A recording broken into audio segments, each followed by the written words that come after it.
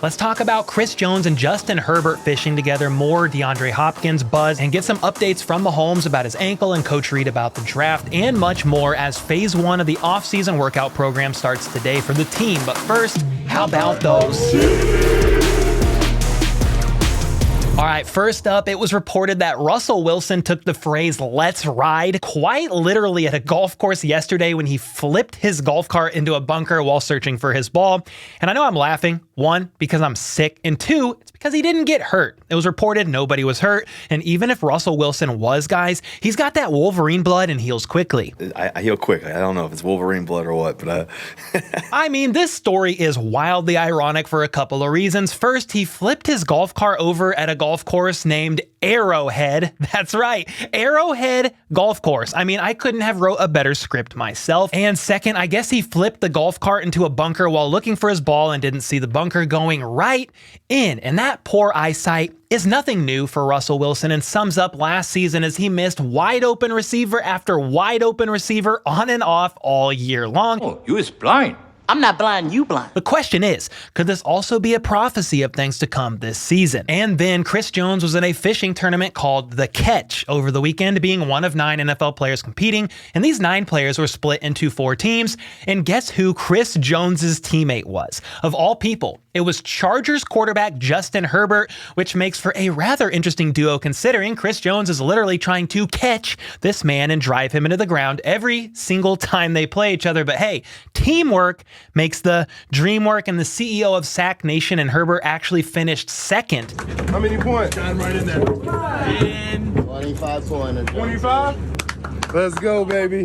So yeah, Chris Jones and Justin Herbert were runners-up to Vikings running back Dalvin Cook and Patriots defensive end Matt Judon, who scored 425 points. And then all the way at the bottom of this fishing barrel was ironically wide receivers A.J. Brown and DeAndre Hopkins. So the guys who can catch the best in real life cannot catch a fish to save their lives, only catching 2 total all day, good God almighty. But on the subject of DeAndre Hopkins, more buzz about him and the Chiefs circulated over the weekend from a recent video where he was asked to give a positive or a negative facial expression about the teams mentioned if the Cardinals ended up trading him. So of course, this is all hypothetical, but DHop did not like the idea of going to the Patriots or the Jets based on his reactions when those teams were brought up, but he did like the idea of going to play for the Bills or the Kansas City Chiefs. Last destination, we're going to go with the Kansas City Chiefs.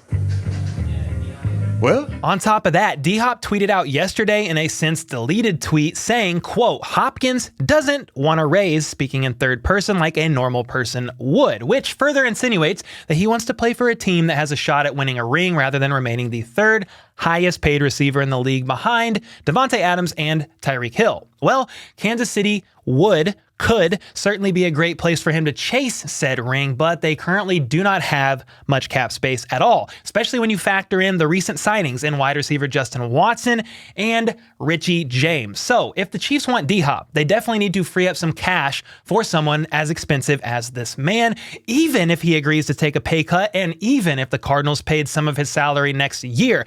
I guess the question now is Brett Veach interested enough to make something happen, whether it's trading for him prior to the draft or taking a gamble and seeing if the Cardinals do indeed release DHop later this offseason? I mean, if Brett Veach did that, it would be going against the grain a little bit. I mean, Patrick Mahomes has only thrown 1 touchdown pass to somebody over the age of 30, and that was Josh Gordon. Specifically talking about wide receivers over the age of 30, obviously Travis Kelce is 33 going on 34, but wide receivers, only 1, and that was Josh Gordon. So we'll have to wait and see if the Chiefs make a move for him or not. Let me know your thoughts in the comments down below on that. And then here's some fun back and forth banter on Twitter as former Chief safety Juan Thornhill tagged running back Jerick McKinnon in a tweet saying, "Yo, Jet, need a place to stay in Cleveland," ending with an eyeball emoji basically saying, "Hey bro, want to come play for the Browns? I got a place for you to stay if so," to which Kadarius Toney did not like that and replied saying, "Nuh-uh, I got him a spot, aka McKinnon's not going to Cleveland, you silly man. He's coming back to Kansas City, even though none of this has any real bearing on McKinnon getting a deal done with the Browns, with the Chiefs, or any other team for that matter. But McKinnon did tweet out saying the disrespect is crazy back on April 7th, which was presumed to be about contract negotiations so far for him in free agency. So I do like to see his former teammates going to bat for him and wish him the best, no matter where he ends up next season, but please let it be in Kansas City. And speaking of Kansas City, not only is the stage at Union Station getting built in preparation for the draft, but offseason workouts began for the Chiefs and most of the other teams that didn't have a new head coach, which means players are making their way to Kansas City to train and participate in phase 1 of the offseason workout program. Charles Omenihu, the new defensive end, tweeted out saying, "My first day at my new home, hashtag Chiefs Kingdom." However, not everyone will be in Kansas City just yet because Patrick Mahomes has a bunch of skill position players with him in Texas right now. I guess Mahomes rented out a couple of homes and they are building rapport together as they work out,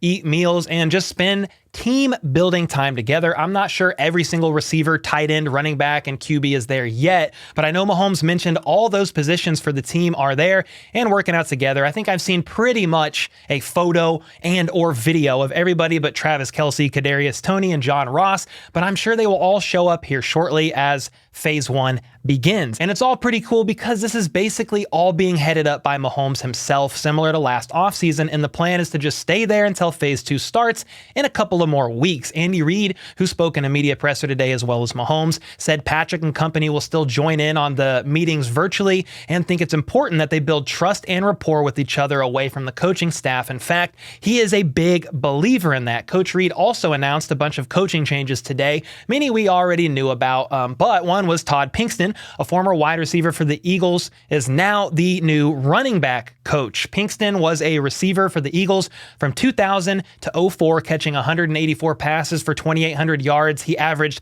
15.3 yards per reception and had 14 touchdowns with the Eagles. And then later on, fast forward here, was a wide receiver coach for Austin Peay State University for the last 5 years, and now finds himself in Kansas City as their new running backs coach. And as much as the Chiefs use their running backs as pass catchers out of the backfield, I do like the running back coach being able to work on their route running and pass catching abilities. Coach then mentioned that former wide receiver coach Joe Blameyer is now the passing game coordinator, and Matt Nagy is the offensive coordinator, which is no surprise. We basically thought he would be the next offensive coordinator for the Chiefs when he was hired a year ago with the Chiefs to be the QB coach and senior assistant or whatever his title was. And then when Eric Bieniemy went to join the Washington Commanders, it was all but confirmed. And now Matt Nagy will for sure be the offensive coordinator. This was announced like a month ago. Not new news in that regard, but it was cool to hear some of the coaching updates. And then regarding the upcoming draft, Coach Reid said that they're excited. It's almost here, saying, quote, "You better get the barbecue fired up and ready to go because we're going to have a lot of folks here." And he believes the fans will show up and show out and represent Chiefs Kingdom very well. Mahomes, on the other hand, said he's going to try and come out to the draft at least one night and had a really cool story to share about the draft and what he said to Chiefs president Mark Donovan when he found out the draft was going to be in KC. I remember whenever the draft got announced, I told Mark Donovan that I was going to make sure they say world champion Kansas City Chiefs whenever they announce our pick. So I held my word to that, and I don't know if it's ever been able to say that in the host city, but I'm excited for the Chiefs Kingdom to be out there supporting the world champion Kansas City Chiefs whenever our pick comes up. And then Big Red is excited by the Jawaan Taylor signing, saying he liked his tape, could play basically anywhere on the line if he had to, including left tackle, which is presumably why they signed him. He said he's a great athlete. He looks forward to getting him in the building, and ended by saying, quote, "It was a great pickup by Brett Veach." Coach also indicated that Sky Moore and Toney will be playing bigger roles this upcoming season, saying that Toney is still a young guy in this offense. Growth this offseason will be important, and I'm expecting good things from him for sure. He was also asked about the offseason report that came out a while back, sort of casting the Chiefs training staff and head trainer Rick Burkholder in a negative light, and Coach explained there was a lot of new people here last season, and in the offseason, it all starts in the training room, that they are responsible for getting players right with the rehab, and the trainers aren't always seen as the heroes in the room, and Rick is the guy that's got to enforce it all. Quote, "We've looked at all this and have evaluated the reports," and Coach said, "If you would have talked with the guys at the end of this past season, he has a feeling their answers would have been a bit different this go round. And part of that is probably because the Chiefs won a Super Bowl and morale was high rather than losing in the AFC Championship game to the Bengals last season at the end there and morale being a bit lower overall. And then Patrick Mahomes said he's now more motivated after winning the Super Bowl because, quote, once you're able to win a Super Bowl multiple times, you see that it's attainable to go out and get more. And therefore, he would basically like to go and get another one next season. And before the season even starts, many are wondering about Mahomes' ankle, the ankle sprain, and how things are going with that. And Mahomes did give an update on that, saying he's been managing the ankle, not yet 100%, but has done a good job of pushing things to the limit. He's now able to throw with no issues and is still working on being able to run and cut sharply and things like that. The swelling on the ankle has gone down finally. He's getting sore less often overall, and by the time training camp rolls around, there won't be any hesitations from him, and he will, in theory, be able to, quote, roll out there and be perfectly fine. I wouldn't say I'm 100%, but I've had no necessary limitations. It's just when you go through a grind of a week of training and you're trying to push it and go through the rehab process, but at the same time, you want to make sure you're still building. I think we've done a great job of pushing it to the right limit, where now I'm throwing and stuff like that and having no limitations there. As far as the swelling that went down finally, and I don't have that soreness just as much as I was having it after a few days of work. And so with the improvements that we're making these last few weeks, I have a great feeling that by the time we get to training camp, it wouldn't be any question at all. And that's where I want to ask you guys, are you concerned at all about Patrick Mahomes and his ankle recovery this offseason, or nah, I believe him, he will for sure be good to go? Let me know your thoughts on that, because I know that is on the minds of many. We need a healthy Patrick Mahomes 1000%. And somebody else on the minds of many is wide receiver Justyn Ross, the social media icon himself, who of course was brought up during Mahomes' presser, to which Mahomes actually, he just gave him props, complimenting the guy's work ethic as they've been working together in Texas, and said, I'm excited for him, man, to get out there and be able to get the reps in practice and get the little fine details that we like to do in this offense. And the talent's there. He works his tail off. I'm like, man, you got to ease up a little bit. He wants to run every route 100 times, but you rather have to ease up on the guy, make him kind of ease up on himself, but you know he wants to work and to be the best player that he could possibly be. And on the subject of exciting players, linebacker Nick Bolton said that the newest linebacker signing in Drew Tranquill was a great one. He, quote, does it all. We are glad he's on our team now. He will add great flexibility to the group and will be a leaned on veteran in the room. Anyway, all that being said, that is all I have for today's update. So until next time, let's go. Let's freaking go. How about those?